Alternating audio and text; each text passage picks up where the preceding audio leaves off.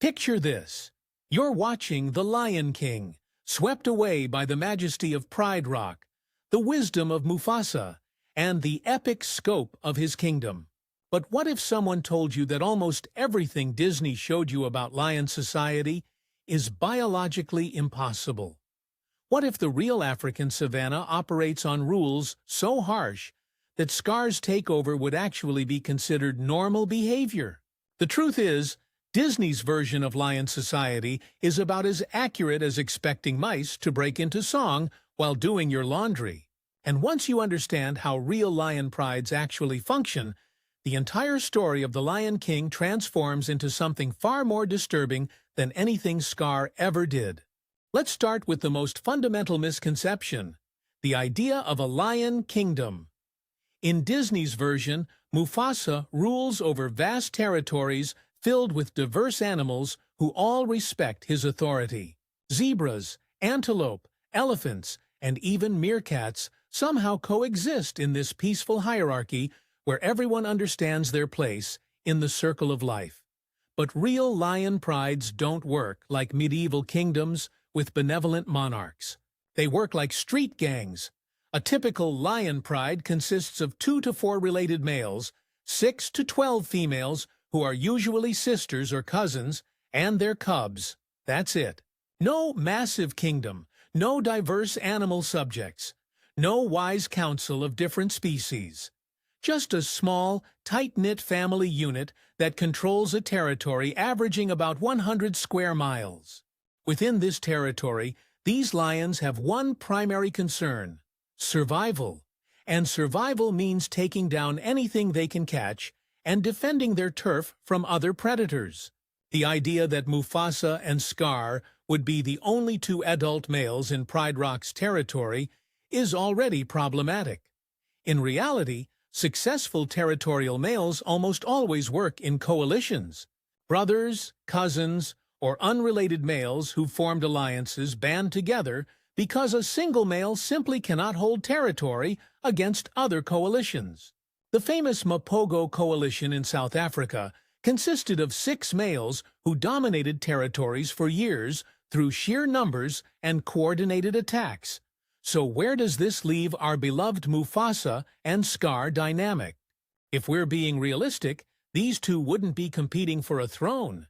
They'd either be working together as a coalition, or Scar would have been driven out or eliminated years before the events of the movie. The romantic notion of Scar lurking in the shadows, plotting his brother's downfall while somehow maintaining his position in the pride, simply doesn't exist in nature. But here's where things get really interesting. The behaviors that Disney portrays as evil in Scar are actually standard operating procedures for real lions. Taking over a pride through force? Normal. Eliminating the previous male's offspring? Standard practice. Forming alliances with other predators like hyenas? It doesn't happen with hyenas specifically, but lions absolutely work with other species when it benefits them. The circle of life, as beautifully as it's presented in the film, is also a sanitized version of what actually happens in African ecosystems. Disney shows us a harmonious balance where predators and prey coexist in respectful understanding. The reality is a constant brutal struggle where starvation, disease, and violent encounters are the norm rather than the exception.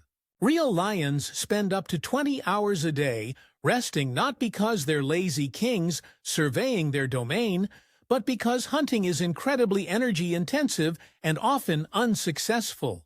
A pride might go days or even weeks without a substantial meal.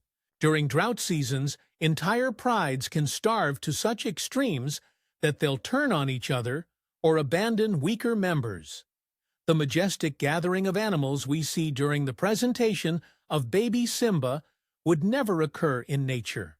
In reality, every species present would be either predator or prey to the others. Elephants would see lions as threats to their calves. Zebras and antelope would bolt at the first scent of a big cat. The only reason different species gather in real African environments is around water sources during dry seasons. And even then, it's a tense, dangerous situation where everyone is constantly watching for threats. Perhaps most telling is the territorial reality that Disney completely glosses over. A lion's territory isn't marked by majestic rock formations and clear boundaries that everyone respects. It's marked by scent posts, claw marks on trees, and the very real threat of violence for any intruder. Lions patrol their borders constantly, and encounters between rival prides often result in serious injuries or fatalities. The famous elephant graveyard that serves as Scar's forbidden hangout spot reveals another Disney misconception. Real elephant graveyards are incredibly rare and don't serve as convenient meeting places for plotting villains. More importantly, hyenas and lions are natural competitors, not allies. Hyenas will steal lion catches when they can, and lions will drive hyenas away from carcasses, or even eliminate hyena cubs if they find them. So if we're reconstructing the Lion King based on actual lion behavior, Mufasa and Scar would either be cooperative coalition partners sharing leadership duties, or Scar would have been forced out of the territory entirely as a young adult. There would be no philosophical discussions about responsibility and the circle of life, because real lions don't contemplate abstract concepts. They focus on immediate survival needs, finding food, defending territory, and protecting their offspring. The transformation of this reality into Disney's version required fundamentally changing how these animals behave, think, and interact. But understanding the real dynamics raises an uncomfortable question. If Disney had to completely reimagine lion society to tell their story, what does that say about the nature of the story they wanted to tell? Now that we've established how Disney's pride structure differs from reality, let's dive into something even more brutal: how lions actually claim and defend territory. Because if you think Scar's plotting was ruthless, wait until you learn about real coalition warfare in the African wilderness. When young male lions reach maturity around 2 to 3 years old, they face a biological imperative that Disney conveniently ignores. They must leave their birth pride. There are no exceptions, no negotiations, no staying around to help Dad rule the kingdom. They get kicked out, period. This isn't cruelty, it's genetic necessity to prevent inbreeding. But here's what Disney doesn't show you. Most of these dispersing males don't survive. Imagine teenage Scar, not plotting in shadowy corners of Pride Rock, but wandering the savanna as a starving nomad. Real dispersing males face starvation rates of up to 80%. They don't know the territory, they haven't learned to hunt effectively without their mothers and sisters, and they're constantly threatened by established prides who will attack any intruder on sight. The lucky ones, like Scar theoretically would be, form coalitions with other nomadic males. These partnerships aren't based on friendship or shared philosophy. They're survival pacts. 2 or 3 desperate males realize they have better odds of taking territory if they work together. But here's the disturbing part. These coalitions often involve completely unrelated males who might have to eliminate each other's allies to reduce competition for breeding rights once they establish territory. Let's examine what Scar's actual exile would look like in realistic terms. First, he wouldn't be hanging around Pride Rock making sarcastic comments. The moment Mufasa or any coalition partner decided Scar was a threat, he'd be driven out through physical violence. Lions don't have philosophical debates about succession rights. They have brutal fights that often result in permanent injuries or worse outcomes. If Scar survived the initial expulsion, he'd spend years as a nomad, possibly teaming up with other displaced males. These coalitions roam vast distances, sometimes hundreds of miles, looking for opportunities to challenge established prides. When they find a vulnerable target, maybe a pride with aging males or a territory weakened by drought, they launch coordinated attacks. Coalition takeovers are nothing like Scar's careful manipulation and stampede plot. They're direct, violent assaults that can last for days. The attacking coalition uses superior numbers and fresh energy against tired territorial males who've been defending their borders for years. These battles are fought with claws, teeth, and raw strength. There's no clever scheming, no hyena allies, just brutal physical confrontation. Here's where Disney's portrayal becomes almost laughably unrealistic. The idea that Scar could maintain his position in Pride Rock while plotting against Mufasa. In real lion society, the moment one coalition member shows signs of challenging the others, the group either fractures or the dissenter gets eliminated. Lions can't afford internal politics when they're constantly threatened by outside coalitions looking for any sign of weakness. The relationship between lions and hyenas that Disney presents is perhaps the most biologically absurd element of the entire film. In reality, these species are fierce competitors, not allies. Hyenas are incredibly successful hunters, more successful than lions, actually. And they often steal catches from lions through superior numbers. Lions, meanwhile, will actively hunt hyena cubs and adults when the opportunity arises. Real territorial lions spend enormous amounts of energy patrolling their boundaries. They mark territory through scent posts, vocal displays, and visual markers like claw marks on trees. But these aren't just signals to herbivores about who's in charge. They're warnings to other predators. Cross this line, and you're risking a potentially fatal confrontation. The concept of Mufasa's kingdom, where different species coexist peacefully, becomes even more ridiculous when you understand territorial realities. A lion pride's territory typically overlaps with several other predator territories. Leopards, cheetahs, wild dogs, and yes, hyenas. These aren't subjects in some grand kingdom. They're competitors for the same resources, and interactions between them are usually aggressive. Consider what would really happen if young Simba wandered into the elephant graveyard, equivalent in real African wilderness. First, there would be no convenient elephant bones arranged in a spooky playground. Second, if hyenas were present, they'd likely view a lone lion cub as either a threat to eliminate or a potential meal. The dramatic rescue by Mufasa would more realistically involve a territorial battle between adult lions and an entire hyena clan.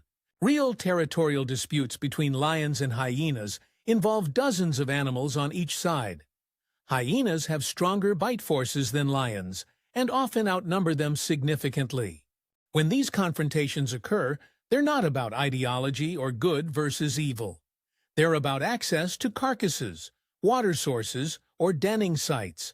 The most telling aspect of Disney's territorial fantasy is the idea that Mufasa's influence extends beyond his immediate pride territory. Real lion territories are relatively small and fiercely contested. A successful coalition might hold territory for only 2 to 4 years before being overthrown by younger, stronger males. There's no generational inheritance, no training period for successors, no gradual transition of power. When new males take over a territory, their first priority isn't establishing diplomatic relations with neighboring herbivores. It's eliminating any cubs sired by the previous males and forcing the females into mating readiness. This biological imperative ensures that all the energy and resources of the pride go toward raising their offspring, not the genetic legacy of their predecessors. So where does this leave our understanding of Scar's motivation? In realistic terms, Scar wouldn't be plotting to take over his brother's throne through elaborate schemes. He'd either be fighting alongside Mufasa as part of a successful coalition, or he'd be long gone from the territory, possibly dead from starvation or violence. The uncomfortable truth is that Disney had to completely invent their territorial system because real lion behavior would make for a very different story. One where cooperation between males is essential for survival, where violence is immediate and decisive, and where the survival strategies that ensure genetic success often appear monstrous by human moral standards. But if the territorial and social structure of Disney's lion world is fantasy, what happens when we examine the even more brutal reality of how these animals actually obtain food and survive in harsh African environments? If Disney's portrayal of lion social structure is fantasy, their depiction of how lions obtain food ventures into pure science fiction. The film presents hunting as an occasional activity that somehow magically provides for an entire kingdom of diverse species. But the reality of lion survival is so harsh, so dominated by failure and starvation, that it would make Scar's dark years look like a prosperous golden age. Let's start with the most fundamental misconception in The Lion King: who actually hunts. Disney shows us Mufasa as a majestic ruler who somehow provides for his pride, but real male lions rarely participate in hunting. The females do virtually all the work. While Mufasa would be lounging around Pride Rock, conserving energy and occasionally patrolling territory, the lionesses would be out risking their lives in coordinated hunts that fail roughly 80% of the time. Think about that statistic for a moment. 8 out of 10 hunting attempts result in complete failure. No food, no backup plan, just wasted energy and increased hunger. For a pride of 10 lions, this means they might go days or even weeks without a substantial meal. During drought seasons, when prey animals migrate away from traditional territories, entire prides can starve to the point where they abandon cubs or turn aggressive toward each other. The Circle of Life song presents this beautiful vision of natural balance where everyone has their role and everyone gets fed. The reality is that African ecosystems experience massive die-offs during drought cycles. Thousands of zebras, wildebeest, and antelope perish from starvation and dehydration. The predators that depend on them follow shortly after. There's no mystical balance, just brutal mathematics of carrying capacity and resource scarcity. Now let's examine what Scar's Be Prepared sequence would actually look like in realistic terms. The song presents hyenas as incompetent scavengers who need Scar's leadership to succeed. But real spotted hyenas are incredibly efficient hunters with a success rate nearly double that of lions. They have stronger jaws, better endurance, and more sophisticated pack coordination than any lion pride. If Scar actually tried to form an alliance with hyenas, he'd quickly discover that they don't need his help to obtain food. They'd be more likely to steal his catches than assist in his political ambitions. Real hyena clans can number up to 80 individuals with complex social hierarchies dominated by females who are larger and more aggressive than males. The idea that they'd follow a male lion's orders is biologically absurd. The dark years that follow Scar's takeover are presented as evidence of his poor leadership. But drought cycles are natural phenomena that occur regardless of who's in charge. Real African environments experience severe droughts every few years that can last for months. During these periods, prey animals migrate hundreds of miles seeking water and fresh grazing. Predators either follow these migrations or face starvation. Disney shows us Pride Rock as a permanent settlement where animals stay put regardless of environmental conditions. But real lion territories shift constantly based on prey availability. Prides might abandon traditional ranges entirely if drought persists, moving into territories held by other predators and triggering violent confrontations over remaining resources. The most disturbing aspect of realistic lion survival involves what happens when food becomes critically scarce. Lionesses will abandon or even eliminate weaker cubs to conserve resources for stronger offspring. Males might drive out or harm subadults to reduce competition. Elderly or injured pride members get left behind during territorial shifts. There's no noble sacrifice, no heroic last stands, just brutal survival calculations. Consider Simba's exile in this context. Disney presents his survival with Timon and Pumbaa as a heartwarming coming-of-age story where he learns to live on insects and forget his troubles. But a real young lion surviving alone faces nearly impossible odds. Without the hunting skills taught by lionesses, without knowledge of territorial boundaries, without protection from other predators, dispersing cubs typically perish within months. The Hakuna Matata lifestyle that Timon and Pumbaa represent couldn't sustain a growing lion for more than a few weeks. Adult lions require 10–15 pounds of meat per day to maintain their body weight. Insects and small animals might provide temporary sustenance, but a lion attempting to survive on such diet would suffer from protein deficiency, muscle wastage, and eventual organ failure. Even more problematic is the ecosystem Disney presents during Simba's exile. The lush jungle environment filled with friendly animals and abundant food sources simply doesn't exist in African lion habitat. Real lion territories are savanna, grassland, and semi-desert environments where vegetation is sparse and water sources are widely scattered. The idea that Simba could spend years in such an environment, growing to full adult size while maintaining the strength and health necessary to challenge established territorial males, ventures into complete biological impossibility. Real lions who attempt to survive as solitary individuals typically become malnourished, weakened, and vulnerable to opportunistic attacks from other predators. But perhaps most telling is Disney's complete avoidance of what actually happens during genuine resource scarcity. When pride territories face severe drought or prey depletion, the social bonds that normally hold groups together begin to fracture. Lionesses might split off with their cubs to seek better hunting grounds. Males might abandon territories entirely rather than face starvation. These survival pressures create scenarios where individuals must choose between group loyalty and personal survival.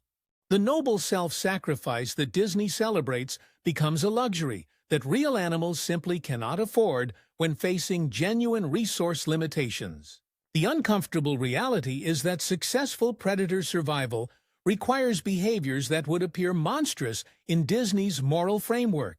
Abandoning the weak, competing aggressively for resources, eliminating competitors for breeding opportunities. These aren't character flaws, but adaptive strategies that have evolved over millions of years. Real African ecosystems operate on principles that Disney had to completely reimagine to create their story.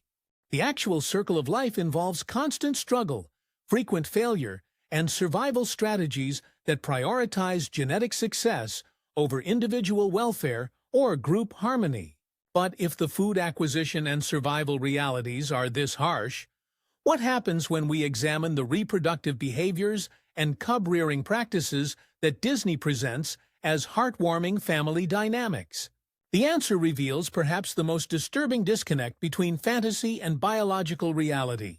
If Disney's portrayal of lion hunting and territory seems disconnected from reality, their depiction of reproduction and cub-rearing exists in an entirely different biological universe. The heartwarming family dynamics we see in The Lion King require ignoring some of the most brutal reproductive strategies in the animal kingdom. Once you understand how lion reproduction actually works, the entire concept of Simba inheriting his father's throne becomes not just unrealistic, but biologically impossible. Let's start with a statistic that Disney would never include in their Circle of Life presentation. Roughly 80% of lion cubs don't survive to independence. This isn't due to external threats or environmental disasters. It's the normal mortality rate for one of Africa's most successful predators. Cubs face constant threats from other predators, disease, starvation, and most disturbingly, adult lions from rival coalitions. The presentation ceremony for baby Simba represents perhaps the most naive understanding of lion reproduction in the entire film. In reality, newborn cubs are kept hidden for the first 6 to 8 weeks of their lives. Lionesses give birth in secluded dens, away from the main pride, and they're incredibly secretive about the location. This isn't maternal overprotectiveness. It's survival strategy. Real lion cubs are born helpless, blind, and weighing only about 2 pounds. During their first few months, they're vulnerable to everything from leopards and hyenas to eagles and snakes. But the greatest threat comes from other lions. When rival males take over a territory, their first priority is eliminating all cubs sired by the previous males. This behavior, called infanticide, occurs in virtually every successful coalition takeover. Now consider what this means for Simba's story. If Scar's takeover had happened in realistic terms, through coalition warfare rather than elaborate stampede plots, one of his first actions would be ensuring that Mufasa's genetic lineage ended completely. There would be no exile, no dramatic escape, no years of growing up in hidden jungle paradise. Simba would have been eliminated as an infant, along with any other cubs in the pride. The biological logic behind this behavior is coldly efficient. Lionesses typically remain in estrus, ready to mate, only when they're not nursing cubs. By eliminating existing offspring, new males force females into reproductive readiness much faster. Instead of waiting 2 years for natural weaning, the transition can happen within months. Female lions have evolved counter-strategies to deal with this reality, but none of them resemble Disney's portrayal of devoted motherhood and family bonds.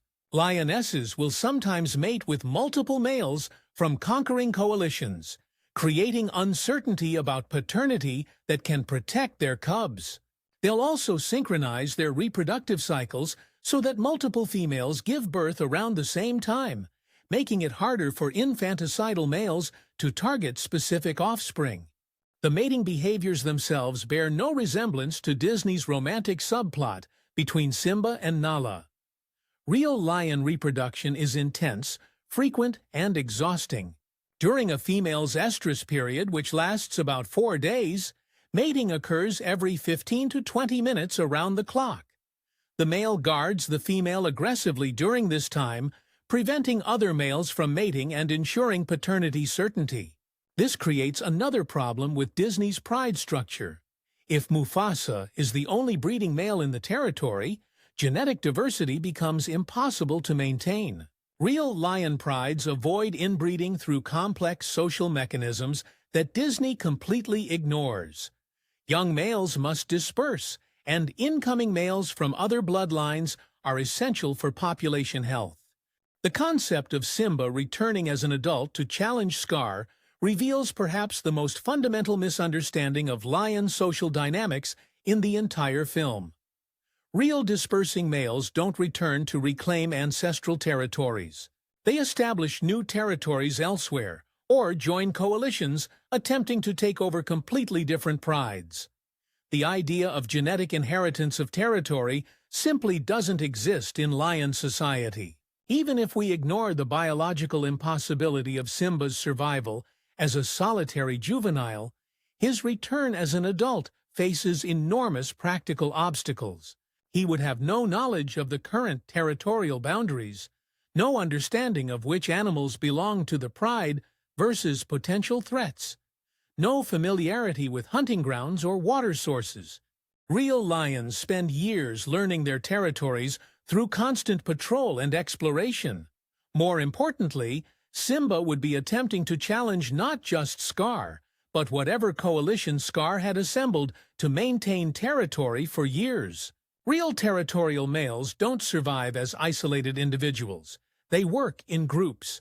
Scar's longevity would require allies, and those allies would have established social bonds and cooperative hunting strategies that a returning exile couldn't immediately disrupt.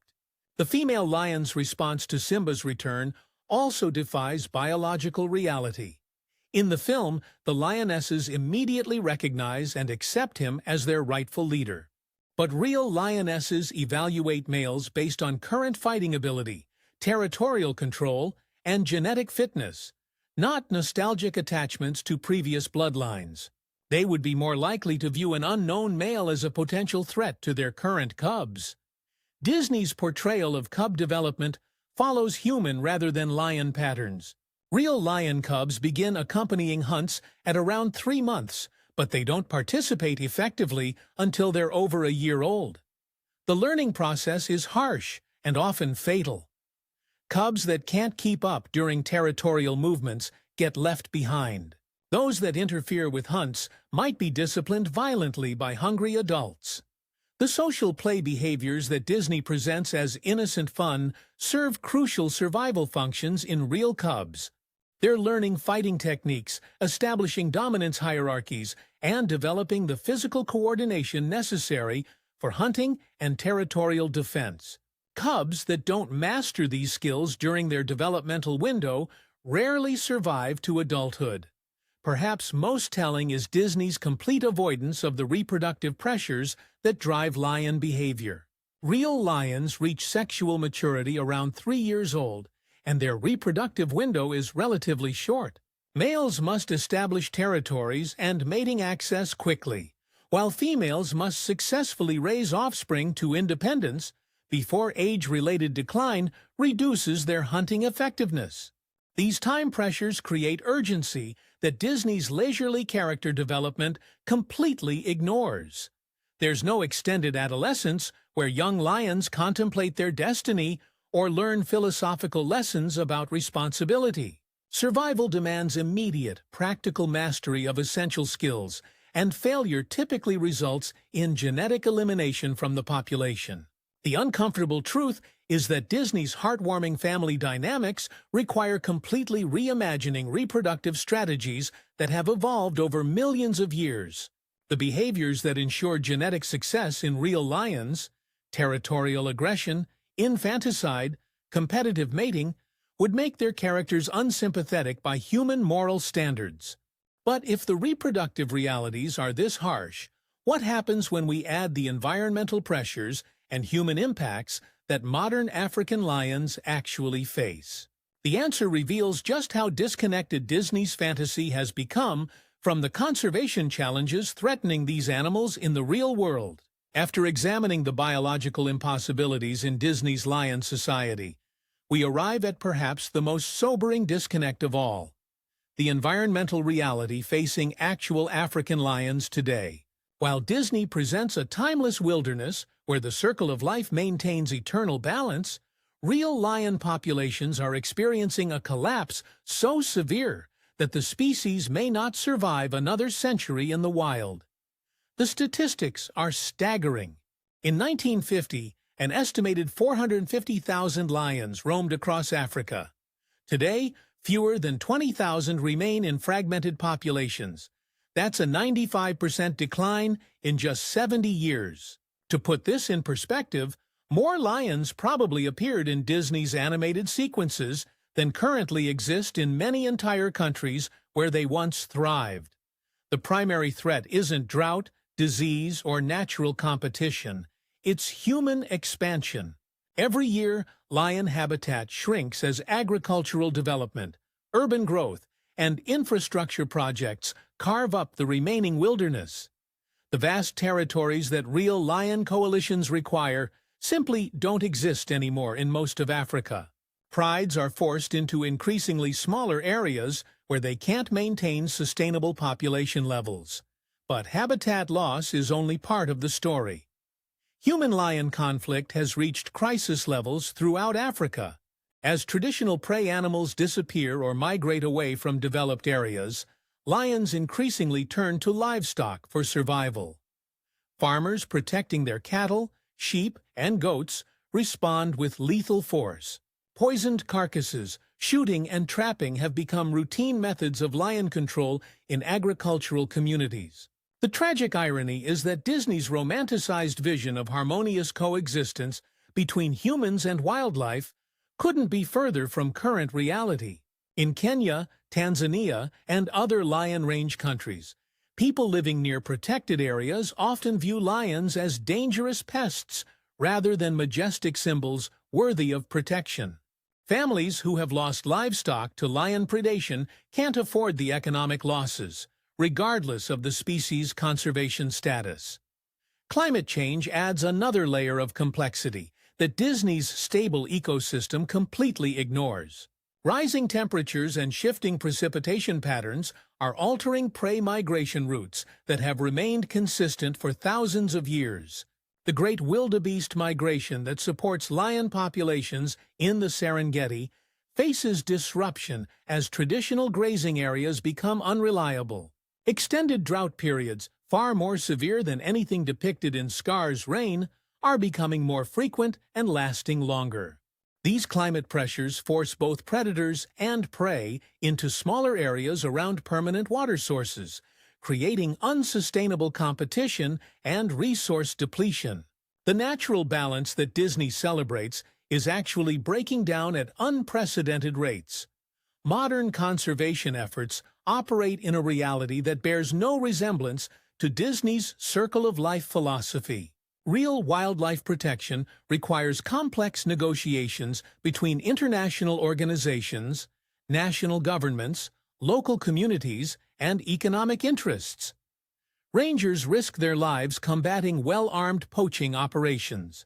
Scientists track individual animals using GPS collars and genetic sampling to understand population dynamics that traditional observation methods could never reveal. The economics of conservation reveal another stark contrast with Disney's vision. Protecting lions requires massive financial resources for anti-poaching efforts, community compensation programs, veterinary care, and habitat restoration. Tourism revenue helps fund these initiatives, but it's vulnerable to political instability, disease outbreaks, and economic downturns that can halt conservation funding overnight. Perhaps most telling is how real conservation strategies often conflict with Disney's moral framework. Successful programs sometimes require relocating human communities, restricting traditional land use rights, and making difficult choices about which individual animals or populations to prioritize when resources are limited. There's no mystical harmony where everyone's needs align perfectly.